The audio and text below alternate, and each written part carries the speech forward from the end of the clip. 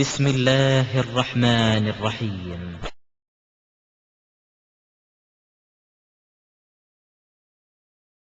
என்னென்ன செஞ்சு செத்து போனாலும் உயிராக்குற சின்ன விஷயமா இதெல்லாம் களிமண்ணை பிடிச்சி படைச்சு அல்லாவுடைய வேலையில இது களிமண்ணிலேயே பறவை மாதிரி செய்வாரு. அது ஊதுனோன்னு பறவை மாதிரி பறந்து போயிரும். அது சும்மா சாதாரண விஷயமா? இதெல்லாம் நபிமார்கள் செஞ்சிருக்கிறாங்களே என்றால் இதெல்லாம் செய்திருக்கிறார்கள். இதுல எந்த விதமான மாற்று கருத்தும் கிடையாது. ஆனா அந்தந்த சம்பவத்திலேயே நமக்கு என்ன கிடைக்குதுன்னா அது எப்படி செஞ்சார்கள் என்ன விவரங்களுக்கு விடை கிடைக்கிறது. முதல் விஷயம் என்னன்னு கேட்டா, பொதுவாக அல்லாஹ் ஒரு விதியை நமக்கு சொல்லித்தர்றான். என்ன சொல்லித்தர்றான்னு கேட்டா, இதை மனசுல வச்சுக்கிற வேண்டிய ஒரு ஆயத்து இது. 40வது சூறாவுல 78வது வசனம், 13வது சூறா அத்தியாயத்துல 38வது வசனம். இந்த 2 வசனத்தை மனசுல வச்சுக்கிறங்க. இந்த 2 வசனம் என்ன சொல்லுதுன்னு கேட்டா, அல்லாஹ் சொல்றான்னு கேட்டா, ஒமா கானல் ரசூலின், எந்த ஒரு தூதராயிருந்தாலும் அவருக்கு முடியாது ஆயத்தின், ஒரு அற்புதத்தை கொண்டு வருதல் என்பது அவருக்கு முடியாது. இல்லாபி இதுனில்லா, அல்லாஹ்வுடைய அனுமதி பெற்றே தவிர எந்த ஒரு தூதராக இருந்தாலும் அவர் அற்புதத்தை கொண்டு வர முடியாது. இந்த இவ்வளவு சம்பவங்களுக்கு அல்லாஹ் சொல்ற விடை என்னன்னு கேட்டா, இதெல்லாம் செஞ்சார்கள். நினைச்சவனு செஞ்சிருவாரா? அவருக்கு அந்த பவரை நம்ம கொடுத்துருக்கிறோமா? அது கிடையாது. நம்ம ஒரு காரியத்தை செய்யணும், நம்ம பர்மிஷன் கொடுத்தா அவர் செய்ய முடியுமே தவிர அவருக்கா செய்ய முடியாது. எந்த தூதரா இருந்தாலும், எந்த ஒரு நபியாக இருந்தாலும் என்கிட்ட பர்மிஷன் வாங்காம, நான் உத்தரவு போடாம அவருக்கா செய்யக்கூடிய தன்மையை நான் கொடுக்கவில்லை. எந்த நபியும் உனக்கு என்ன அற்புதம் இருந்தா பாரு, அதெல்லாம் கொடுக்கவே கிடையாது. அப்ப இப்படிதான் அற்புதங்கள் நடத்த முடியுமே தவிர நபிமார்கள் செஞ்சது எல்லாமே அல்லாஹ்வுடைய ஆர்டர் படிதான் செஞ்சார்கள். அவர்களுக்கே ஒரு சக்தியை கொடுத்து செய்யவில்லை. இந்த 2 இதில் சொல்லிடுறாங்க. அது மாத்திரம் இல்லை, இது அல்லாஹ் சொல்லி போடுறான். ஒவ்வொரு நபிமார்களும் போய் மக்கள்கிட்ட சொன்ன செய்தி அல்லாஹ் சொல்றான். இது முக்கியமான வசனம். 14வது சூறாவுல 11வது வசனம். இதுல அல்லாஹ் என்ன சொல்றான்னு கேட்டா, ஒமா கான லனா அன் நாத்தியக்கும் பி சுல்தானின் இல்லா பி இத்னில்லா, எல்லா நபிமார்களும் மக்கள்கிட்ட போய் சொன்னார்கள், அல்லாஹ்வுடைய ஆர்டர் இல்லாம எந்த ஒரு அற்புதத்தையும் நாங்கள் கொண்டு வருவதற்கு எங்களுக்கு எந்த அதிகாரமும் கிடையாது. அல்லாஹ்வும் சொல்றான் அவர்களுக்கு அதிகாரம் இல்லைன்னு. ரசூல்மார்களும் போய் மக்கள்கிட்ட சொல்றாங்க, எங்களுக்கு அதிகாரம் கிடையாது. நீ பாட்டுக்கு அற்புதம் தொலைச்சுக்கூடாத, நீ கேட்டதெல்லாம் எங்களுக்கு செய்ய முடியாது. அல்லாஹ்ட்ட இருந்து ஆர்டர் வந்தாலே தவிர எங்களுக்கு ஒரு அற்புதமும் செய்ய முடியாது என்று நபிமார்கள் எல்லாம் அந்தந்த மக்கள்கிட்ட போய் நினைச்சாங்க சொன்னார்கள் செய்தியை 14வது சூறாவுல 11வது வசனத்தில் எல்லாம் சொல்லி காட்டுகிறான். இது பொதுவான விதி. அற்புதம் செஞ்சாங்கன்னா உண்மை, அவங்க நினைச்சவன செஞ்சாங்கன்னா இல்ல. இதான் பிரச்சனையான விஷயம். இது எப்படி விளங்கிக்கிறது? இப்ப உதாரணமா மூசா நபிக்கு அந்த நீர் ஊற்று வந்துச்சு. கைத்தடியை கொண்டு போய் பாறையில் அடிச்ச உடனே 12 ஊற்று பொங்கி வந்துச்சுல, அதை எடுத்து பாருங்க, அதுலயே இதுக்கு ஆன்சர் இருக்கும். எப்படி அந்த வசனம் வருது? மூசா நபி அவர்கள் இறைவனிடத்தில் தண்ணீர் வேண்டும் என்று பிரார்த்தனை செய்தார்கள். அல்லாஹ்விடத்தில், இறைவா, என்னுடைய கூட்டத்தார் தண்ணீர் தாகத்தில் தவிக்கிறாங்க, அதனால நீ அதுக்கு ஏதாவது வழி சொல்லு என்று சொன்னோம். நாம் சொன்னோம், அசாக்கல் ஹஜர, உன் கையில் இருக்கிற கைத்தடியினால் அந்த பாறையில் அடின்னு சொன்னோம். கைத்தடி ஆல்ரெடி வச்சுக்கிட்டு தான் இருக்காரு அவர். கைத்தடிய முன்னாடி அவர் கையில் எப்பவுமே இருந்துகிட்டு இருக்கிறது. முதல்ல அல்லாட்ட பேசுறாரு, அப்பவே கைத்தொடியோடு தான் போறாரு மூசா நபி. அல்லாஹ் முதல்ல அல்லாட்ட உரையாட போகும் பொழுது அல்லாஹ் கேப்பா, மாத்தில்க பி யமீனிக யா மூசா, மூசாவே உன் கையில வலது கையில் என்ன வச்சிருக்கிற? அவர் சொல்வார், ஹி அசாய, இது என்னுடைய கைத்தடி, இதை நான் ஊண்டிக்கிடுவேன், ஆடு மாடுகளுக்கு இலதலை எல்லாம் பறிச்சு போடுவேன், ஒளிய பியா மகாரிபு ஊகரா, இன்னும் பல தேவைகளை இந்த கைத்தடியை வச்சு என்ன செய்வேனா நிறைவேற்றிக்கிறோம். சாதாரண ஒரு கைத்தடி தான், சாதாரண கைத்தடி தானே, இப்ப போடுன்னு பாம்பா மாறுது. இதுதான் அற்புதம் கொண்டு பிறவுண்ட அற்புதம் கொடுத்தது கைத்தடி, அவர் கைத்தடி தான். அங்கிருந்து இறங்கின மந்திர கோள் கிடையாது. அங்க சாதாரணமா அவர் எல்லா வேலைக்கும் நம்ம கைத்தறியை பயன்படுத்துவோம்ல, அந்த மாதிரி சொந்த யூஸுக்கு அவர் வச்சிருந்த ஒரு கைத்தறிக்குள்ளதான் அல்லாஹ் போடுன்னு போட்டார. அப்பதான் அது பாம்பா மாறுமே தவிர அதுவா மாறாது, நினைக்கும் போதெல்லாம் மாறாது. இப்ப என்ன ஆகுது? தாகமா இருக்குன்னு உங்க கேட்டோம்னா மூசா நபிக்கு அந்த ஆற்றல் இருந்திருந்தால், அல்லது கைத்தடிக்கு அந்த ஆற்றல் இருந்திருந்தால், மூசா நபிக்கு அந்த ஆற்றல் இருந்திருந்தாலும், அல்ல கைத்தடி மந்திரக்கோளாக இருந்திருந்தாலும், தண்ணி கேட்டோன்னு என்ன செய்யணும்? தண்ணி தானே இந்தா எடுத்துக்கிட்டு இருக்கணுமா இல்லையா? அவன் மூசா நபிட்டு தண்ணியும் கேட்கறான், மூசா நபி அங்க கேட்கிறாரு. அவன் மூசா நபிட்ட கேட்டோன்னு அவர் என்ன செய்யறாரு? யா அல்லாஹ், என்னுடைய மக்கள் தண்ணீர் கேட்கிறாங்களே, ஏதாவது வழி சொல்லு, இந்த கைத்தறியத்தான் அடிக்க சொல்லுவான்னு அவருக்கே தெரியாது. வேற ஏதாவது வழியில தருமா, மலைகளை பெய்ய வைக்குமா, ஏதோ நினைச்சிட்டு அவர் கேட்கிறாரு. யாரெல்லாம் என்னுடைய மக்களுக்கு தண்ணி வேணும், பாறைக்குள்ள தண்ணி இருக்கும் எவனா நினைச்சா பாப்பான். இதெல்லாம் யாரும் நினைக்கவும் இல்லை, கைத்தறிக்கும் அவரு சம்பந்தப்படுத்தவும் கிடையாது. அதுக்கு முந்தைய கைத்தறி ஒரு தடவை பாம்பா மாறிக்கிறது பார்த்திருக்கிறார், அவ்வளவுதான். இப்ப அந்த பாறையில இருந்து தண்ணி வர வைக்கும் என்பதெல்லாம் அவருக்கு தெரியாது. அல்லாஹ்ட்ட கேட்டு என்ன செய்யறாங்க, நாம் சொன்னோம் இல்ரிபி அசாக்கல் ஹஜர, உன் கைத்தறியால் இந்த பாறையை அடிந்த உடனே ஃபன் ஃபஜரத் மின் ஹுஸ்னத அஷரத் ஐனா, அதிலிருந்து 12 நீரூற்றுக்கள் வந்து பீரிட்டு வந்தன. கது அலிம குல்லு உனாசி மஷரபகும், ஒவ்வொரு கோத்திரத்தாரும் தங்களுடைய நீர்த்துறை எதுவென்பதை சரியாக அறிந்து கொண்டார்கள் என்று அல்லாஹ் சொல்லி காட்டுகிறான்.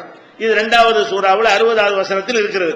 அப்ப மூசா நபிக்கு அற்புதம் நடந்தது மட்டும் பார்க்கிறோமே, அந்த அற்புதம் எப்படி நடந்தது? அவர் நினைச்சவங்க நடந்ததா?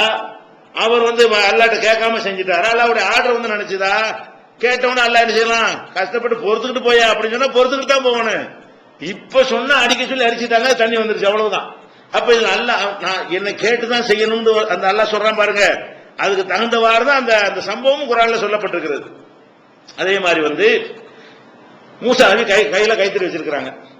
கைத்தறி வச்ச உடனே இந்த கைத்தறி ஏற்கனவே என்ன செஞ்சிருக்கான், அல்லாஹ் பாம்பாக்கி காட்டியிருக்கிறான். எப்ப காட்டினா, முதல்ல அவரை கூப்பிடுறதுக்கு பேசினால உரையாடல் நடத்த கூப்பிட்டாங்க இல்லையா, அப்போ ஒரு கீழே போடுன்னு சொல்லி பாம்பாக்கி காட்டியாச்சு. 2வது போய் ஃபிரௌன்ட்ட போய் நினைச்சிருக்கிறாங்க, நாங்க இறை தூதரா வந்திருக்கிறோம், நானும் ஹாரூன் வந்திருக்கிறோம், இந்த பார் ஆதாரம்னு சொல்லி போட்டு அங்க ஒரு தடவை காட்டியாச்சு. அப்ப இந்த கைத்தறிய 2 தடவை பாம்பா ஆக்கி கீழே போட்டோன்னு பாம்பா மாறிடுது. அவர் கையில பிடிச்சோம்னா கம்பா மாறிக்கிறது. கீழே போட்டா பாம்பு, கையில எடுத்தா கைத்தடிங்கிற அளவுல 2 தடவை நெஞ்சிருக்கு செஞ்சு காட்டியாச்சு. அவன் என்ன செய்யறான், ஃபிரௌனு, நீ ஏதோ ஒரு வித்தக்காரன் மாதிரி தெரியுது, கைத்தறியை போட்டு பாம்பா மாறுறதா இருந்தா ஏதோ ஒரு இந்த வில்லி சூனியம் அந்த மாதிரி ஒரு மந்திரவாதி மாதிரி தெரிகிறது, அதனால இதை வச்சுக்கிட்டுலாம் உன்னை இறைத்து நாங்க நம்ப முடியாது, உன்னைய மாதிரி மந்திரவாதி எங்க ஊர்ல நிறைய இருக்கிறாங்க, போட்டி வச்சுக்கிறோமான்னு கேட்கிறான். சரின்னு மூசா நபி சொல்லிடுறாங்க. போட்டி வைக்கப்படுது. மூசா நபி ஒரு பக்கம் இருக்கிறாங்க, ஊர்ல உள்ள மந்திரவாதிலாம் ஒரு பக்கம் இருக்கிறாங்க. வச்ச உடனே அந்த சம்பவத்தை அல்லாஹ் சொல்றான். எப்படி சொல்றான், அப்ப நீங்க போடுறீங்களா, நாங்க போட்டுமா, எங்க வித்தையை காட்டட்டுமா, உங்க வித்தையை யாரு ஸ்டார்டிங் முதல்ல யார் டாஸ் போட்டுலாம் கிடையாது, பர்மிஷன் கேட்கறாங்க. டாஸ் போடாமையே நான் பண்ணுவேன் நீ போடுறியான்னு கேட்கறாங்க. அவங்க என்ன செய்யறாங்க, நம்ம போட்டுருவோம், பயந்துருவாரு, நம்மள்ட்ட உள்ள வித்தையை போட்டோம்னா இவர் ஓடி போயிருவாருன்னு நினைக்கிறாங்க, நாங்களே போடுறோம் அப்படின்ன உடனே கயிறு கைத்தறி எல்லாத்தையும் போடுறாங்க. கொஞ்சம் கயிறு கொண்டு வந்திருக்கிறாங்க, கொஞ்சம் கைத்தறியை கொண்டு வந்திருக்கிறாங்க. அவரு கைத்தறியை போட்டா அப்படி பாம்பா போகுமோ அதே மாதிரி என்ன செய்யுது, இப்படி நெளிஞ்சு பாம்பு மாதிரி ஓடுது. பைதா ஹிபாலுஹும் ஐசியுஹும், அவர்களுடைய கயிறுகளும் கைத்தறிகளும் யுஹய்யலு இலைஹி மின் சிஹ்ரிஹிம், அவங்களுடைய மந்திர வித்தை தந்திர வித்தையின் காரணமாக அவருடைய மனதுக்கு தோற்றம் அளித்தது. அன்னஹா தஸ்ஆ, அது சீறி ஓடக்கூடிய பாம்பை போல தோற்றம் அளித்தது மூசா நபிக்கு. அவங்க கைத்தறியும் கயிறையும் போடுறாங்க. மூசா நபி என்ன செய்யறாங்க, பாம்பு மாதிரி அவருக்கு தெரியுது. ஆனா பாம்பு ஆவலன்னு சொல்றான், பாம்பு மாதிரி அவருக்கு தோன்றியது அப்படின்னு சொல்லிட்டான். சொன்ன இப்ப போட்டி தானே வந்தாச்சு. இப்ப என்ன செய்யணும், மூசா நபி கையில உள்ள கைத்தறி போட்ட வேண்டியதானே, முடிக்கிறாரு. ஏன் அவர் போட்டாலும் ஒண்ணு ஆகாது, அங்கேதான் ஆடுறது வரணும். இவங்க போட்டவன் என்ன செய்யறாருன்னு கேட்டா, மூசா, மூசா உள்ளத்துல பயத்தால் நடுங்கினார். என்னமோ பண்ணிவிட்டாங்களா, இது எப்படி நம்ம முறியடிக்க, அல்ல என்ன செய்ய போறான்னு தெரியலையே, போட்டிக்கு போன்னு சொல்லிவிட்டான். கைத்தறியை தான் போட சொல்லுவான்னு தெரியாது, வேற ஏதாவது நீ போட்டிக்கின்றான்ல, அவ்வளவுதான்.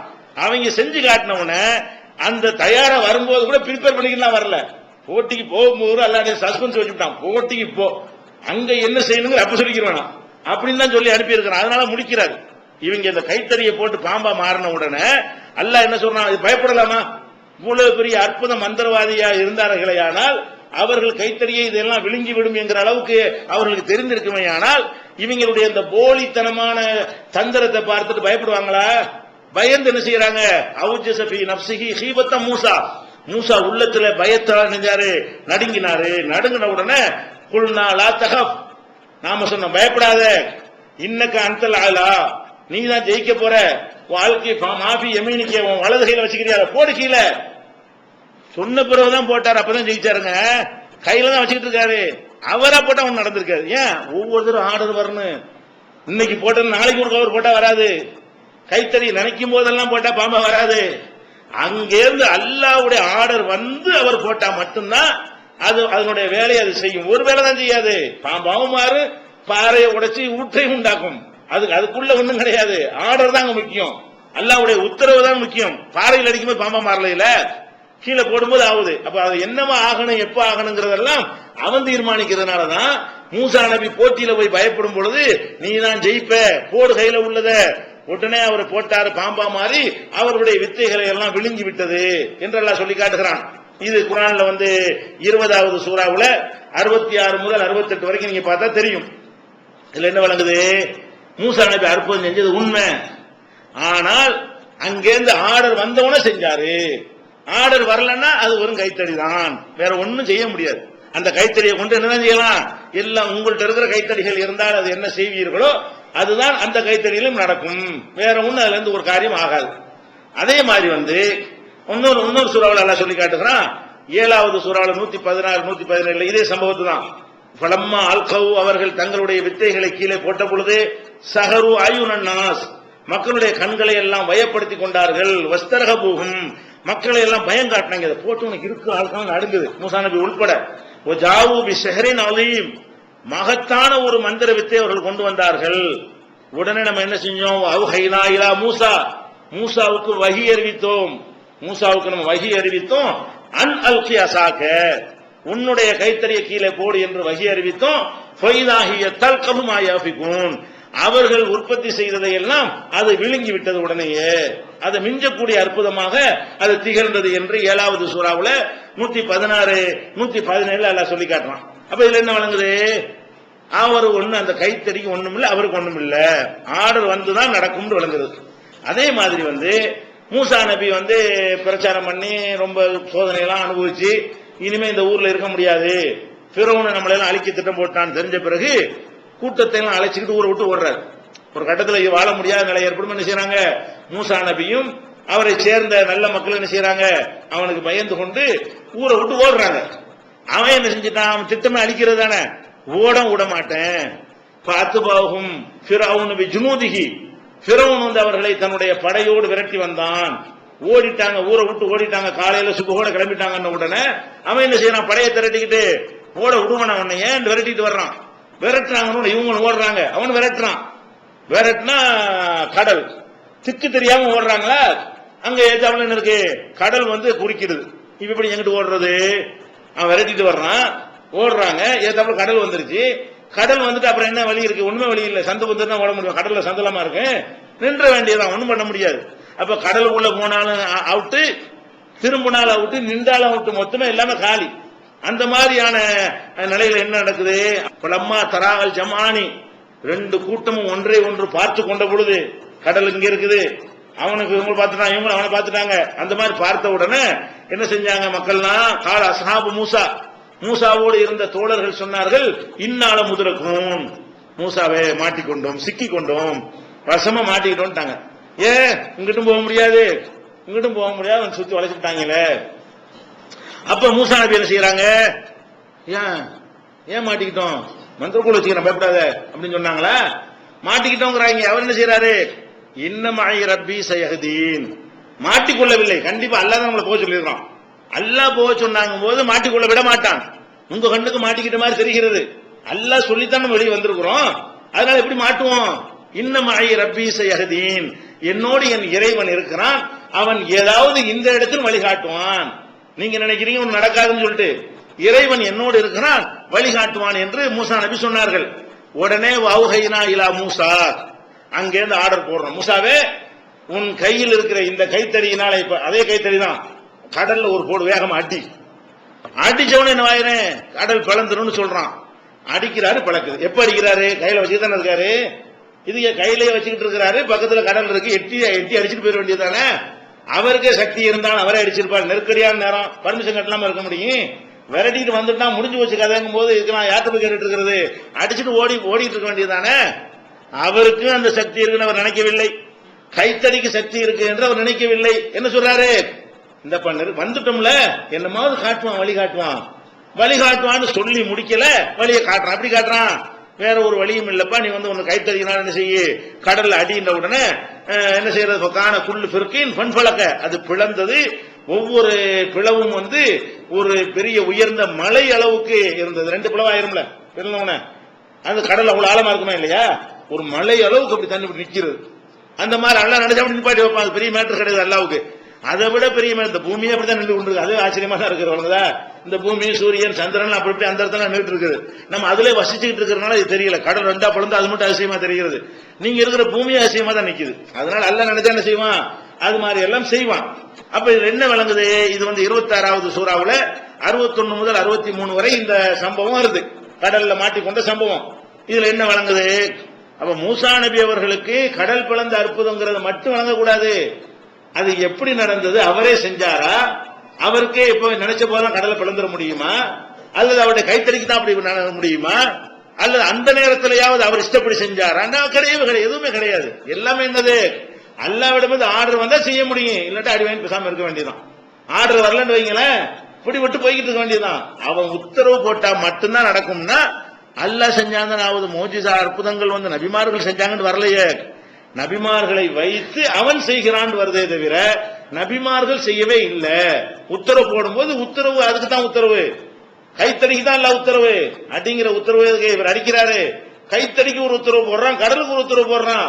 அது வச்சவனு பிளந்துரு, கடலுக்கு ஒரு ஆர்டர் போடுறான், விளந்து ஒரு அடையாளம் இதெல்லாம் ஒரு சிம்பாலிக்கா என்ன செய்யறது, ஒரு வெளிப்படையா ஒரு செயலை செஞ்சு காட்டுறதை தவிர அதுல வந்து இந்த கைத்தறிக்கோ மூசா நபிக்கோ இந்த ஒரு பவரும் கிடையாது என்பதை இதை காட்டுறோம். அதே மாதிரி வந்து அந்த சம்பவம் இருக்கல, இந்த இறந்தவர்களை உயிர்ப்பித்தார்கள் வருது இல்லையா, அந்த சம்பவத்தோட என்ன வருதுன்னு கேட்டா, அதுல வந்து இது கத்தல்தும் நம்சன் பொத்தாரத்தும் பீஹா, நீங்கள் ஒரு உயிரை கொன்றுவிட்டு அதுல சந்தேகப்பட்டு கொண்டிருந்தீர்கள். அப்ப என்ன செஞ்சோம், ஒரு மாட்டை அறுக்க சொல்லி நம்ம சொன்னோம். மாடு வந்து கலர் என்ன, அது என்ன, இது என்னெல்லாம் கேட்டீங்க. கடைசியா ஒரு மாட்டை அறுத்தீங்க. அறுத்த பிறகு என்ன, நாம் சொன்னோம் அந்த மாட்டில் ஒரு பகுதியை எடுத்து அந்த இறந்தவர் மேல போடுங்கள் என்று நம்ம சொன்னோம். சொன்ன உடனே ஒரு உயிரானாரு. சொன்ன உடனே அறுக்க சொன்ன கூட எதுக்குன்னு தெரியல. என்னோட கேள்விக்கும் பதிலுக்கு சம்பந்தம் இல்லைன்னு நினைச்சாங்க எல்லாரும். இதை யாரு கொலை செஞ்சான்னு கேட்கறாங்க. இதுக்கு ஆன்சர் மாட்டாருன்னா சம்பந்தம் இருக்கா? யாரு கொலை செஞ்சது அதையில சொன்ன பதிலு. அவங்க கேட்டது என்ன, இதை கொலை செஞ்சது யாரு, அல்லாஹ் சொன்ன பதில் என்ன, ஒரு மாட்டை இருக்க சொல்லுங்க. என்னடா இதுன்னு சொல்லிட்டாங்க. என்ன மாசரி மாட்டை இருக்கிறோம், என்ன எதுக்கு இருக்க சொன்னாலும் தெரியல. மாட்டை இருக்க சொல்லி அது கலர் என்ன எல்லாம் கேட்டுக்கிட்டு முடிக்கிறாங்க. கடைசியா மாட்டை அறுத்து விட்டாங்க. அப்பவாது எதுக்குன்னு தெரியுமானே தெரியாது. அப்போ எதுக்கு சொன்னா அல்ல, அப்பதான் கடைசியா சொல்றான். எப்படி சொல்றான், அறுத்து முடிச்ச பிறகு நாம சொன்னோம் இல்லறி போகும் இவாலியா, அதில் ஒரு பகுதியை, அறுத்த மாட்டில் ஒரு பகுதியை எடுத்து இந்த மனிதன் மேல அடியுங்க, செத்து போன பணத்தின் மேல அடியுங்க. கதாலிக்க யுகையில்லாஹுல் மௌத்தா, இப்படித்தான் இறந்தவர்களை எல்லாம் உயிராக்குகிறான். அவன் நினைச்சா இப்படி எல்லாம் உயிராக்குவான் அப்படின்னு சொல்லப்படுகிறது. இதுல 2:73 இந்த சம்பவம் இருக்கிறது. அப்ப இதுவும் எப்படி நடக்கிறது, மூசா நபி நினைச்சுலாம் செய்யல, அவரா திட்டமிட்டு நடக்கல, அவரா எடுத்து மாட்டை அறுத்தவன இறைச்சி தூக்கி போட்டு அடிக்கவே இல்லை. ஒவ்வொரு அற்புதம் செய்யும் பொழுதும் ஆர்டர் அங்க இருந்து வரணும், ஒவ்வொன்றுக்கு வரணும். ஒரு அற்புதத்தை மொத்தமா ஹோல்சேலால கொடுக்கவே மாட்டான். ஒரு அற்புதம் கைத்தறிங்கிற அற்புதத்தை மொத்தமா கொடுத்தோம்னா கொடுக்க மாட்டான். அது கைத்தறியை கொடுக்கும்போது போட சொன்னா மட்டும் அது போகும். பாம்பா மாறேன் அல்ல போடவே சொல்லணும்னா சும்மா கைத்தறியாவே இருந்துட்டே இருக்கும். அவர் நினைக்கும் போது அவரா டெஸ்ட் பண்ணி இருந்தா போட்டா நடக்குமா, நடக்காது. இப்படித்தான் இருக்குது என்பதை மூசா நபியுடைய அற்புதங்களை வைத்து பார்க்கும் பொழுது நம்ம விளங்கிக் கொள்கிறோம். சரி, ஈசா நபி சம்பவம் என்ன? ஈசா நபி இந்த அற்புதம் செய்ததாக 3:49 வசனத்தை நீங்களே எடுத்து படிச்சு பாருங்க. 5வது அத்தியாயம் 110 படிச்சு பாருங்க. இந்த 2 வசனங்கள்ல தான் ஈசா நபி செஞ்ச எல்லா அற்புதத்தையும் எல்லா பட்டியல் போடுறான். 3:49 5:110 இந்த சம்பவங்களை எல்லாம் ஈசா நபி என்னென்னலாம் செஞ்சாங்கன்னு வருது. எப்படி வருது தெரியுமா? அவர் ஈசா நபி மக்கள்கிட்ட சொல்றாரு, தாவா பண்ணும்போது, பிரச்சாரம் பண்ணும் பொழுது, ஏன்பா என்னை ரசூலா ஏத்துக்கிற மாட்டீங்க, நான் உங்களுக்காக எவ்வளவு சான்றுகளை கொண்டு வந்திருக்கிறேன் அப்படின்னு சொல்லிக்கிட்டு வரும் பொழுது, இன்னி அகுலுக்குலக்கும், நான் உங்களுக்காக நான் படைக்கிறேன், மினத்தீனி களிமண்ணில படைக்கிறேன், கஹை அத்தி தைரி பறவையுடைய வடிவத்தில், பறவையுடைய ஷேப்ல என்ன செய்யறேன், களிமண்ல உருட்டிக்கிட்டு நான் செய்கிறேன். அன்புகுபீகி செஞ்சுட்டு அதுல ஊதுகிறேன். எக்கூனு தைரன் அது பறவையாக ஆகிவிடுகிறது. இதுனில்லா அல்லாட்ட பர்மிஷன் வாங்கி. அவர் ஊதும் போதெல்லாம் ஆகாது, செஞ்சு வச்சுக்கிட்டு யா அல்லாஹ் இவங்க அற்புதம் கேட்கறாங்க, ஊதட்டுமா இல்ல, ஊதுண்டாண்டா நடக்கும், ஊதாதண்டானா ஒண்ணுமில்ல, சும்மா ஊத வேண்டியது அவரு. அல்லாஹ் ஊதுன்னு சொன்னாதான் அது பறவை ஆகுமே தவிர பேர் ஆக்கவே இல்லை. இப்படி ஒரு தடவை 2 தடவை 10 தடவை செஞ்சாலும் சரிதான். இவர் எத்தனை தடவை செஞ்சாலும் பிஇذنில்லா, அல்லாஹ்வுடைய ஆர்டர் படி, அல்லாஹ்வுடைய கட்டளைப்படி தான் இது செய்யும். அல்லாஹ் என்ன செய்யணும், உன்ட அற்புதம் கேட்கிறாங்க, களிமண்ணை எடு, களிமண்ணை உருட்டு, பறவை மாதிரி செய்யி, நீ ஊது என்று எல்லாம் அல்லாஹ்ட்ட அனுமதி வாங்கும். அப்ப இவரா போய்கிட்டு மக்கள்கிட்ட போயிட்டு குரலி வித்தை காட்டுற மாதிரி நினைச்சிட்டு இருக்காங்க. எப்படி நினைக்கிறாங்க, இந்த வித்தையை காட்டி காட்டி ஊதி ஊதி பறவை பறக்க விட்டுட்டு இருந்தாரு என்கிற மாதிரி எல்லாம் கதை விட்டுட்டு இருக்கிறாங்க. அதெல்லாம் கிடையாது. இறை தூதர்னா ஆதாரம் கேட்பாங்கல்ல, ஆதாரம் கேட்கும்போது எல்லாம் என்ன செய்வான், இந்த உத்தரவு போடுவான், களிமண்ணை நீ செய்யி, பறவை மாதிரி ஆக்கு, நீ ஊது, அது பறவை ஆயிரும் சொன்ன பிறகு இவ்வளவு ஒரு செஞ்சாருன்னா ஆகும். அப்படி இல்லாம செஞ்சாருன்னா ஆகாது. அப்பயே அந்த சம்பவத்தை சொல்லும் பொழுது இதுனில்லாங்கிறாரு, தைரன் இதுனில்லா, அல்லாஹ்வுடைய அனுமதியோடு அல்லாஹ்வுடைய கட்டளையோடு தான் அது பறவையாக மாறும் அப்படிங்கிறாரு. ஒரு தடவை மொத்தத்துக்கும் சேர்த்து கூட இதுனில்லான்றலாம். ஒண்ணு சொல்றாரு, உபரி உள் அக்குமாக உள் அபுரச உஹில் மௌத்தா இதுனில்லா, அதாவது வெண்குஷ்டத்தையும் பிறவி குருடையும் நீக்கி இறந்தவர்களை நான் உயிர்ப்பிக்கிறேன். இதை நான் உங்களுக்கு முன்னாடி செஞ்சு காட்டிருக்கிறேன். தூதர்னு ஆதாரம் கேட்கிறீங்க, செத்து போனால புழைக்க வச்சு காட்டினா இல்லையா, பிறவி குருட குணமாய் காட்டினா இல்லையா, வெண்குஷ்டத்தை நீக்கி காட்டினா இல்லையான்னு தூதருக்கு ஆதாரத்தான் காட்டுறாரு. அதை சொல்லும் போது என்ன சொல்றாருன்னா இதுனில்லா, அல்லாஹ்வுடைய உத்தரவு வந்த பிறகு அல்லாஹ்வுடைய கட்டளைப்படி இதை செஞ்சேன். அப்ப ஒரு செத்து போன அம்புட்டையும் உயிராக்குவாருங்கிற மாதிரி அவர் கொடுக்கப்படல. இறை தூதருங்கிற எப்ப ஆதாரம் காட்டு, என்ன ஆதாரம் காட்டணுங்கிற, அல்லாட்ட இருந்து ஆர்டர் வரும், ஒரு செத்த ஏதாவது பாடி எடுத்துட்டு சொல்லி நீ ஊது பொழைச்சிருவான் அப்படின்னு அல்லாஹ் சொன்ன பிறகு ஒரு போனத்தை தூக்கிட்டு வாடான்னு சொல்லுவாரு. எங்கேயாவது போனங்கிறதா தூக்கிட்டு வா, எழுப்பி காட்டுறேன் அப்படிம்பாரு. அல்லாட்ட இருந்து ஆர்டர் வரலன்னு வைங்க, போனத்தை தூக்கிட்டு வரவும் சொல்ல மாட்டாரு, தூக்கிட்டு வர சொல்லி ஏதாவது செஞ்சா அவன் நடக்கவும் செய்யாது. அப்ப அல்லாஹ்வுடைய ஆர்டர் பண்ணி அனுமதிப்படின்னு அதுல இருக்குத, அதை மட்டும் கழிச்சிடுறாங்க. இந்த அற்புதத்துல கொண்டு நபிமார்கள்ட்ட செஞ்சாங்கிறத வைத்துக் கொண்டு அவங்கள கடவுள் மாதிரி நினைக்கிறானே, அவன் எதை மறைச்சிடுவான், இதெல்லாம் இருக்குதுப்பா அந்த வசனத்துல அல்லாஹ்வுடைய கட்டளைப்படி அல்லாஹ்வுடைய அனுமதிப்படி அல்லாஹ்வுடைய உத்தரவுப்படி எல்லாம் வருது, அதையெல்லாம் ஏன் மறைக்கிற? இது 349 இருக்கிறது. 510 இதைய அல்லாவே சொல்ற மாதிரி வருது. இது அவர் போய் மக்கள்கிட்ட சொல்ற மாதிரி. அவர் போய் என்ன செய்யறாரு, என்கிட்ட ஆதாரம் கேட்கறீங்களா, நான் இதெல்லாம் ஒன்று செஞ்சிருக்கானா இல்லையா அப்படி சொல்றாரு. இதுல எப்படி வருதுன்னா இது தகுலுக்கு மினத்தீனி கஹையத்தி தைரி பிஇذنி, இது ரொம்ப விவரமா இல்ல சொல்றான். நீ களிமண்ணை படைக்குவ பறவையை போல, களிமண்ணை பறவையை போல படைக்கிறதுக்கு அதுக்கு என்னுடைய அனுமதி வேணும். பிஇذنி, அது என் அனுமதியை கொண்டு நீ செய்தாய். தன்புகு பீஹா தக்கூனு தைரன் பிஇذنி, அதுல நீ ஊதுவ, அதுக்கே அனுமதி வேணும். அது பறவையா மாற அனுமதி. ஒரு காரியத்துக்கு அதுல ஒவ்வொரு காரியத்துக்கு அனுமதியை சேர்க்கிறான்ல. நீ பறவையை படைத்து அது உயிர்மா பறவை களிமண்ணை உருட்டி பறவையை ஆக்கி ஊதி அது பறவையாக மாறிவிடும் என்னுடைய அனுமதியை கொண்டு அப்படி சொல்லாம முதல்ல ஸ்டார்டிங் பண்றதுக்கு அனுமதி வாங்கணுமா? எதுக்கு? நம்ம கேட்கறாங்கல்ல, களிமண்ணை உருட்டி நான் பறவை மாதிரி செய்யட்டுமால அப்படின்னு சொல்லி பறவை பொம்மையை செய்யறதுக்கு யார்கிட்ட கேட்கணும் அனுமதி? அல்லாஹ் அனுமதி கேட்கணுமா? எப்படி சொல்றான், இது தகுலுக்கு ஈசாவே நீ படைத்தாய். ஈசா நபியை பார்த்து அல்லாஹ் பேசினா சொல்லி காட்டுறான். எப்படி மினத்தின் களிமண்ணில் இருந்து நீ படைக்கிறாய், கஹையத்தி தைரி பறவையின் வடிவத்தை போல ஒரு பொம்மையை நீ செய்கிறாய். பிஇذنி, என்னுடைய கட்டளை பிரகாரம் என்னுடைய ஆர்டர் பிரகாரம் இதை நீ செய்கிறாய். தன்புகு பிஹா, அதிலே ஊதுகிறாய். தக்கூனு தைரன் பிஇذنி, என்னுடைய ஆர்டர் பிரகாரம் அது பறவையாக ஆகிறது. அப்ப என்னுடைய ஆர்டர் அவசியம் காட்டுறானா இல்லையா? அதுல ஈசா நபி செஞ்சாங்கன்னு மட்டும் பார்க்காம நினைச்சதெல்லாம் செய்யக்கூடியவர் வந்தார். அவரு எப்பவெல்லாம் பறவையை களிமண்ணை உருட்டி விட்டு செய்யறாரு, அத்தனை பறவைகளை உண்டாக்கிட முடியுமா? ஆதாரம் கேட்கும் போது என்ன ஒரு பெரிய இந்தியா மாதிரி பெரிய நாடா, சின்ன ஒரு ஊருக்கு ஒரு தூதரா வர்றாரு. பாலஸ்தீன்ல ஒரு ஊருக்கு என்ன செய்யறாரு, தூதரா வர்றாரு. அவனுக்குள்ள டெய்லி எல்லாம் செஞ்சு காட்ட தேவையே இல்லை. பெரிய நாடா இருந்துச்சுன்னு சொன்னா மதுரையில ஒண்ணு, திருச்சியில ஒண்ணு, மெட்ராஸ் ஒண்ணு செஞ்சு காட்டிட்டா இருக்கணும். இருக்கிறது ஒரு ஊர், சின்ன ஒரு மக்கள் தொகை. அவனுக்கு திருப்பி செஞ்சா கூட போர் அடிச்சு போயிருமா இல்லையா? நான் அந்த காட்டட்டுமா அந்த பறவை அடுத்த நாள் அதை போய் காட்டினா ஒரு மந்திரத்தை மேஜிக் சவுண்ட் போடுறான். பெரிய பெரிய சர்க்கார் பிஜி சர்க்கார் போட்டா கூட 3 நாளைக்கு கூட காத்து ஆடுங்க. அதை எத்தனை பேர் பாக்குறது? நல்லா தான் இருக்குது மேஜிக் ஷோ, அதுக்காக டெய்லி பார்க்க முடியுமா? 2 நாள் 3 நாள் 10 நாளைக்கு போடுவான். எல்லாம் பார்த்தவன் மற போக மாட்டானா, எடுத்துட்டு வேற ஊருக்கு போயிடுவான். அப்ப அப்படித்தானப்பா ஈசா நபி போய்கிட்டு செஞ்சா கூட அதையே களிமண்ணை உருட்டி ஊட்டிட்டே இருந்தாருன்னு சொன்னா எவன் பார்க்க போறான்? அது எவன் முக்கியத்துவம் கொடுக்க போறான்? சாதாரண நிகழ்வாயிருமா இல்லையா? ஒரு ஊர் தானே, சின்ன மக்கள் தொகை தானே. சின்ன மக்கள் தொகை உள்ள ஒரு ஏரியாவுல பணமாவது கிடைக்கணுமா இல்லையா? மாற்றூர்ல இப்ப தூக்கிட்டு வருவாரு. அப்ப இறந்தவரை உயிர்ப்பிக்கிறேன்னா நினைச்சிட்டு இருக்காங்க, இது பெரிய சாம்ராஜ்யம், பிரிட்டிஷ் சாம்ராஜ்யம் மாதிரி சாம்ராஜ்யத்தை ஆண்ட மாதிரி அவ்வளவு தூதர் மாதிரி இருந்தா தான் இதெல்லாம் சரியா வரும். சின்ன ஒரு பகுதியில சின்ன ஒரு மக்கள், அந்த காலத்துல எல்லாம் ஒரு 2000-3000 பேர் இருந்த பெரிய தொகை, பெரிய மக்கள். யூனுஸ் நபி 1 லட்சம் பெரிய நம்பர் நல்லா சொல்றான், மத்தெல்லாம் அதோட கம்மியா தான் இருக்கும்.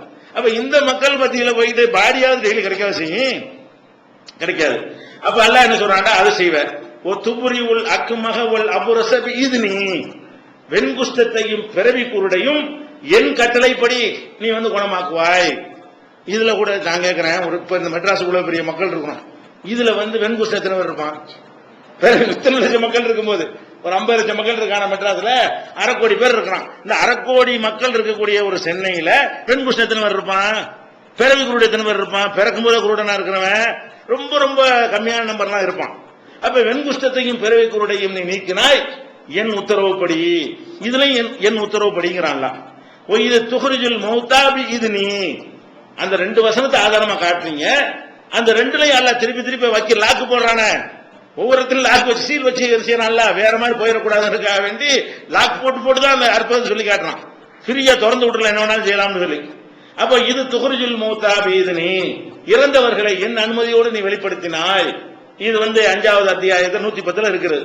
அப்ப அல்லாவே ஈசா நபியை பார்த்து சொல்லும் பொழுதும் என் கட்டளைப்படின்னு சொல்றான். ஒவ்வொன்றுக்கும் ஈசா நபிய மக்கள்கிட்ட போய் தன்னுடைய இறை தூதருக்கு சான்ற சொல்லும் பொழுது நான் செய்யல, அவன் சொல்லி சொல்லி செஞ்சேன்.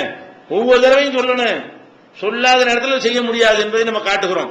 அப்ப இந்த மாதிரியான அடிப்படையில் தான் அற்புதங்கள் இருக்குமே தவிர அவங்க நினைக்கும் போதுதான் நடக்குமான, இதுதான் அடிப்படையான விஷயம். அற்புதங்கள் நிகழ்த்தினார்கள் என்பது உண்மை, ஆனால் நினைக்கும் பொழுதெல்லாம் செய்ய முடியாது, நினைத்த காரியத்தை செய்ய முடியாது. ஒரு தடவை செஞ்ச காரியத்தை எப்பவும் அதை செய்யக்கூடிய ஆற்றலை அல்லாஹ் கொடுக்கவும் மாட்டான். அது அல்லாஹ் எப்ப நாடுறானோ எதை நாடுறானோ அப்பதான் நடக்கும் என்பதை பார்க்கிறோம். இப்படி எல்லாம் செஞ்ச நான் கேட்கிறேன், இப்படி எல்லாம் செஞ்ச ஈசா நபியை கிறிஸ்தவர்கள் நம்பிக்கைப்படி பார்த்தா கொலைய பண்ணிவிட்டாங்க, அதையும் தடுக்க முடியல. நம்ம நம்பிக்கைப்படி பார்த்தாலும் ஓடித்தான் ஒளிஞ்சாரு, கடைசியில் எல்லாம் நினைச்சுட்டான் மண் அன்சாரி இல்லைங்கிறார். ஈசா நபி அவர்களை கொலை செய்வதற்காக பிளான் பண்ண உடனே எல்லா மக்களையும் கூட்டி வச்சுட்டு, அவர் கஷ்டப்பட்டு உண்டாக்கி இருப்பார்ல சின்ன தொண்டர்கள், அவங்கள்ட்ட கூப்பிட்டு என்ன செய்யறாரு, மண் அன்சாரி இல்லல்லா, எனக்கு அல்லாவுக்காக உதவி செய்யறவங்க யாராவது இருக்கிறீங்க, ஹெல்ப் பண்ணுங்கப்பா யாராவது. காலல் ஹவாரியூன நஹ்னு அன்சாருல்லாஹ், இந்த ஹவாரியின் என்ற அந்த சீடர்கள் சொன்னார்கள், நாங்க உங்களுக்கு பக்கபலமா இருப்போம் என்று சொன்னார்கள் வருது. உங்களுக்கு மந்திரவாதியா இருந்தா ஏன் சீடர்கள் உதவி கேட்கணும்? அரட்டு பாத்துறேன், எத்தனை பேர் செத்த பணத்தை எழுப்பிடும், உசுரோட பணமாய் காட்டுறேன் அப்படில சொன்னேன். செத்த பணத்தை எழுப்பிருக்கா இல்லையா, உசுரோட வரட்டும், 50 பேர் பணமாய் காட்டுறேன் அப்படி அவர் சொல்ற மாதிரி லாக்கணா? இல்லவே இல்லை. அவங்க நம்பிக்கைப்படி கொல்லப்பட்டாருங்கிறாங்க, நம்ம நம்பிக்கைப்படி மேல தூக்கிட்டு போயிட்டான். அவன் தூக்கி தான் காப்பாற்ற முடிஞ்சதை தவிர என்ன செய்ய முடியல. அவர் வர்றவன்லாம் அப்படி சிலையை அனுப்பி வச்சியோ அவங்கள அப்படியே காலி பண்ணியோ என்ன செய்ய முடியல, அதை செய்ய முடியவே இல்லை. அந்த மாதிரி எல்லாம் நம்ம பார்க்கிறோம். அது போக இதெல்லாம் இந்த அற்புதங்கள், அந்த எந்த அற்புதங்களை நபிமார்கள் செய்தார்கள் நம்ம சொல்றோமோ அந்த அற்புதங்கள்ல இந்த விவரங்கள்லாம் வருகிறது. அதே மாதிரி இப்ராஹிம் நபி நெருப்புல போட்டாங்க, நெருப்புல போட்டவன அவரை அதை நெருப்பு குளிர செஞ்சாரு இல்ல. அவங்க கேட்டாங்க, அவர் நெருப்புல போடுற அளவுக்கு தான் பேசினாரு. இப்ராஹிம் நபி செஞ்சாரு, அந்த தைரியம் அவரா போய் உடைச்சு விட்டு சிலையெல்லாம் உடைச்சு விட்டு அது பெரிய சிலைலாம் உடைச்சுன்னு சொல்லி அவங்கள எந்த அளவுக்கு கோவப்படுத்த முடியுமோ அந்த அளவுக்கு நினைஞ்சாரு. அதெல்லாம் சொன்னாரு. சொன்னோன்னு சும்மா விடக்கூடாது, நெருப்பு குண்டத்தை வாத்துக்குள்ள தூக்கி போடுங்க, தூக்கி போட்டாங்க. போட்டவன அது எப்படி குளிரா போச்சு? இப்ராஹிம் நபி மந்திரம் செஞ்சு போனுச்சா? இல்ல. அதை பத்தி எல்லாம் என்ன செய்யறான், குல்னா நாம சொன்னோம், யானாரு கூனி பர்தம் வசலாமன் அலா இப்ராஹிம், நெருப்பே, அவர் தூக்கி நெருப்புல போட்டாங்க, அதோட முடிஞ்சு போச்சு. அவர் என்ன நினைச்சு நெருப்புக்கு போயிருப்பாரு, சரி எரிச்சு சாம்பலாயிருவாங்க, முடிஞ்சு வச்சுக்காத, அல்லாஹ் காப்பாத்தினா உண்டு, இல்லன்னா எல்லாரும் போற மாதிரி நம்ம நினைச்சிருவோம், சாம்பலா போயிருவோம் என்கிற நினைப்புலதான் அவர் இருந்திருப்பாரு. ஆனா அது போட்டவன என்ன ஆச்சுன்னா, குல்னா நாம் சொன்னோம், அவங்க தூக்கி நெருப்பில் போட்டார்கள், அவர் ஒன்னும் சொல்லவில்லை, நாம் சொன்னோம், யானாரு நெருப்பே கூனி பர்தன் வசலாமன் அலா இப்ராஹிம், நீ அவருக்கு குளிராகவும், குளிர்ல விரைச்சு செத்துற போயிடக்கூடாதுல, குளிர்ல சலாமத்தான குளிர், அதாவது கரெக்டான டெம்பரேச்சர்ல, அது ஏசி மாதிரி எல்லாம் என்ன செய்யறான், குளிராயிரம் மட்டும் சொன்னான்னு வைங்களேன், அதை சலாமத்தை சேர்க்காம குளிர் போய் அது ஃப்ரீசர் மாதிரி போயிடும், அப்புறமேடு ஃப்ரீசர் மாதிரி போனா வேற ஐஸ் கட்டியா போயிடுவாரு. அது குளிராவும் இருக்கணும், அதே நேரத்தில் அது மனிதன் உரைய வைக்கிற குளிரா இருந்துடக்கூடாது என்பதற்காக வேண்டி அல்லாஹ் என்ன சொல்றான், நெருப்புக்கு யானாரு நெருப்பே கூனி பர்தன் வ சலாமன் அலா இப்ராஹிம், இப்ராஹிமுக்கு ஒரு குளிர்ச்சியாகவும் அவரை பாதுகாக்கக்கூடிய குளிர்ச்சியாகவும் நீ மாறிவிடு. அப்படி ஏசில உட்கார வச்சுட்டான்ல. இது அவருக்கு என்ன சம்பந்தம் இதுல இருக்கு? அவரை மந்திரவாதியா போய் செஞ்சாரு. அதெல்லாம் அல்லாஹ் ஆர்டர் பண்றான். நெருப்புக்கு ஆர்டர் பண்ணக்கூடியவன் ஆர்டர் பண்ண நெருப்பும் கேட்கும், அவங்களுக்கு ஆர்டர் பண்ண இயலாது. நெருப்புக்கு ஆர்டர் பண்ணக்கூடிய அதிகாரம் யாருக்கு இல்ல? இப்ராஹிம் நபி கிடையாது.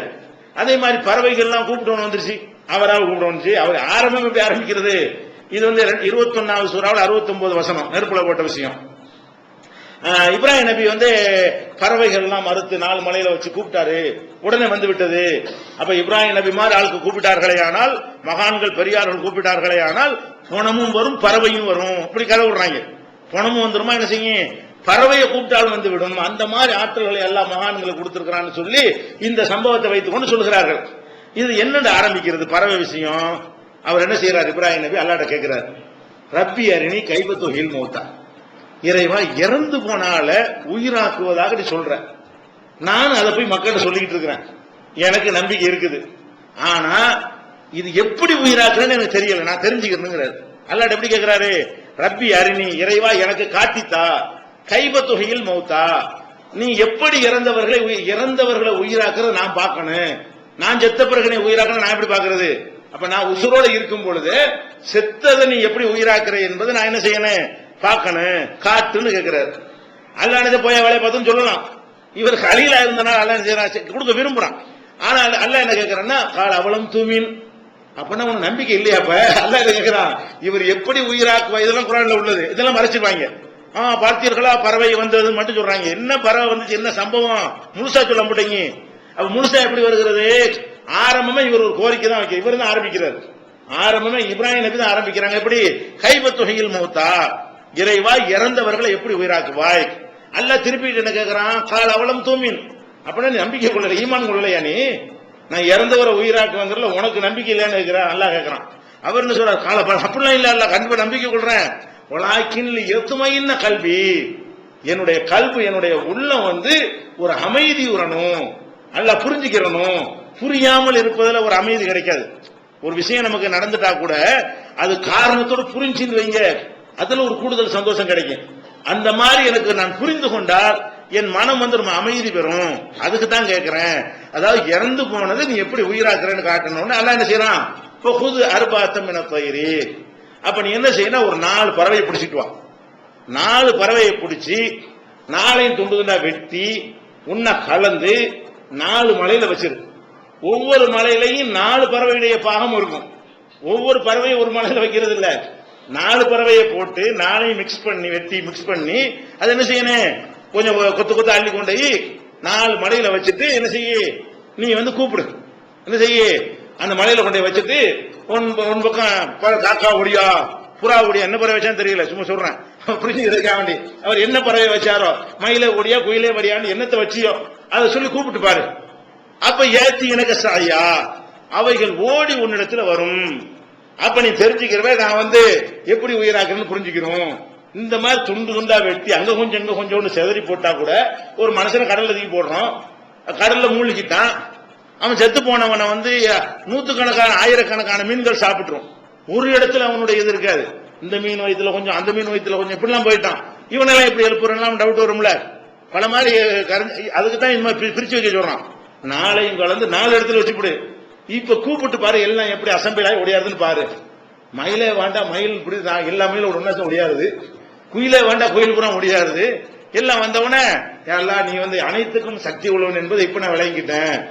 இவருக்கு புரியவளா இல்ல, எப்படி புரியும், எப்படி உயிராக்குறான் என்பது இப்போ அவருக்கு கணக்காது. என்ன விளங்கிட்டாரு, உயிராக்குவான் என்றுதான் வழக்கமே தவிர எப்படி ஆக்குறான் அது உனக்கு தெரியாதுங்கிறதால சொல்ல வர்றான்.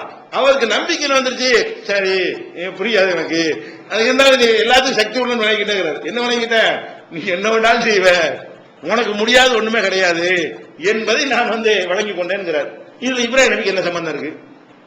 இப்ராஹிம் நபிக்கு என்னமா அவரா பறவைகளை பார்த்து நான் யார் தெரியுமா, கொண்டு வா பறவையை வெட்டிட்டு உயிராக்கி காட்டுகிறேன் அப்படி சவால் விட்டாரா? அப்படியே சம்பவம். அப்படி ஏதாவது மக்கள் மத்தியில ஒரு அறைகோல் விட்டு இவர் பாட்டு பணத்தை கணத்தை உயிராக்கி காட்டியிருந்தாருன்னா நீ என்ன செய்யலாம்? இப்ராஹிம் நபிக்கு அந்த ஆற்றல் அவருக்கு டவுட்ல கேட்கிறாரு. அவருக்கு தெரிய கூட செய்யாத, இப்படி வெட்டுறதும் தெரியாது, உயிரா வருங்கிறதும் தெரியாது, எப்படி நாணயங்கள் நாலு துண்டா வச்சா உயிரா வருங்கிறது எப்படி நாலேஜ் கூட அவருக்கு இல்லையா? அத்தனை கேட்டார் அல்லாட்ட. செய்யறது ரெண்டாவது இருக்கட்டும், அவருக்கு இப்படி எல்லாம் நடக்கும்னு மெசேஜ் தெரியாது அவருக்கு. அவர் கேட்ட பிறகு அல்லாஹ் சொன்ன பிறகு அது நடந்த பிறகுதான் ஓ இப்படியா மேட்ரு, இதுல என்ன இப்ராஹிம் நபி கூப்பிட்டோன்னு வந்து விட்டுதுங்கிறாங்க. இது எல்லாத்தையும் முட்டையும் விட்டுவிட்டு இதெல்லாம் இவ்வளவு முந்தி சொன்ன இவர் கேள்வி கேட்டது அல்லாஹ் சொன்ன பதில் எல்லாத்தையும் விட்டுட்டு பார்த்தீர்களா இப்ராஹிம் நபி அவர்கள் பறவைகளை துண்டு துண்டா வெட்டி கூப்பிட்டார், ஓடி வந்தது. இப்படி இப்ராஹிம் நபி சொல்லி அவுளியாண்டுவாங்க. அப்படின்னா அவுளியாக்களுடைய மகிமை தெரிகிறதா வாங்க. அவுளியாவுக்கு சம்பந்தமே இல்லை. முதல்ல ஒரு நபிக்கே எல்லாம் செஞ்சு காட்டுறான், அதை செஞ்சுட்டு என்ன செய்வாங்க, இங்க உள்ள செத்து போன ஆளுகள் எல்லாம் சேர்த்து ஜாயின் பண்ணிக்கிறாங்க. இதுக்கு ஏதாவது சம்பந்தம் இருக்கான்னு யோசிச்சு பாருங்க. அதே மாதிரி சுலைமான் நபி எல்லா அற்புதம் வந்துச்சு. அது என்ன அற்புதம் செஞ்சிச்சு? காற்றையே ஒரு கையில வச்சிருந்தார், அவரா வச்சிருந்தாரு. சகர்நாளி சுலைமானுங்கிறான். சுலைமானுக்கு நாம் வசப்படுத்தி கொடுத்தோம். சுலைமானுக்கு சைத்தான்கள், ஜின்கள், காற்று, அதாவது பறவைகளுடைய உள்ளிமுனா மன்சுக்கத்தை பறவையுடைய மொழி எங்களுக்கு இறைவனிடத்திலிருந்து கற்றுத்தரப்பட்டிருக்குன்னு அவங்க சொன்னாங்க. அவங்க என்ன சொன்னா, தாவூது நபியும் சுலைமான் நபியும் போய் மக்கள்கிட்ட என்ன சொன்னாங்க, எங்களுக்கு பறவையின் மொழிகள் கற்றுத்தரப்பட்டிருக்கிறது. அப்ப அவங்களுக்கு எல்லாம் தெரியவே இல்லை. அப்ப சுலைமான் நபிக்கு கொடுத்த அற்புதங்களை எடுத்துக்கொண்டாலும் அதுல அவருக்கு என்ன ரோல்? அதுல ஒரு ரோலும் இல்லை. அதுதான் நல்லாட்ட கேட்கிறாரு, எனக்கு தந்த மாதிரி யாரும் கொடுக்காதுங்கிறாரு. இவருடைய ரோலா இருந்தபடி கேட்கிறாருங்கிறேன். இவருக்கு எந்த சுலைமான் நபி செஞ்ச அற்புதத்துல எதுக்கும் அவருக்கு சம்பந்தம் கிடையாது. அவன் வசப்படுத்தி கொடுத்தான். வசப்படுத்தி கொடுத்தால் அவர் என்ன செய்வார்? அவர் கட்டுப்பட்டு செய்தான் இருந்தது. இப்படிங்கிற ஒரு விஷயத்தை நம்ம பார்க்கிறோம். அதனால அற்புதங்களை பொறுத்த வரைக்கும் பொதுவான விதியாக எல்லாம் சொல்லித்தான் அனுமதி இல்லாம செய்ய முடியாதுன்னு சொல்லி அந்த சம்பவங்கள்லயும் அது சேர்த்து சொல்றான். எந்தெந்த சம்பவங்கள் குர்ஆன்ல அற்புதங்கள் வந்திருக்கிறதோ அதை நபிமார்களே செய்ததாக என்ன செய்யவே இல்லை, வரவே இல்லை. நபிமார்கள் அல்லாஹ்ட்ட கேட்பாங்க, இல்ல அல்லாஹ் என்ன செய்வான், அவர் ஆர்டர் பண்ணுவான். இப்படி ரெண்டு வகையில் ஒன்றாகத்தான் நபிமார்கள் வழியாக அற்புதம் நிகழ்ந்திருக்கிறது. அப்ப இந்த அற்புதத்தை வச்சு தடம்பொருளை பார்த்தா என்ன செய்யணும், இந்த விவரங்களை எல்லாம் நீங்கள் புரிந்து வைத்துக் கொள்ள வேண்டும். அல்லாஹ்